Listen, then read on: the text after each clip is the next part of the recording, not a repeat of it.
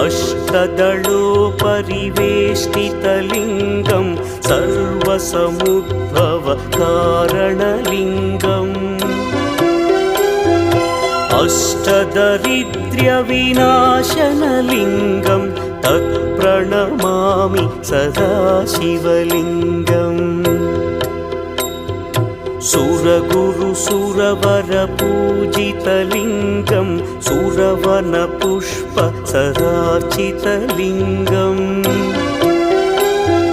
परमपदं परमात्मकलिङ्गं तत्प्रणमामि सदा शिवलिङ्गम् लिङ्गाष्टकमिदं पुण्यं यः पठेच्छिवसन्निधौ शिवलोकमवाप्नोति शिवेन सह मोदते।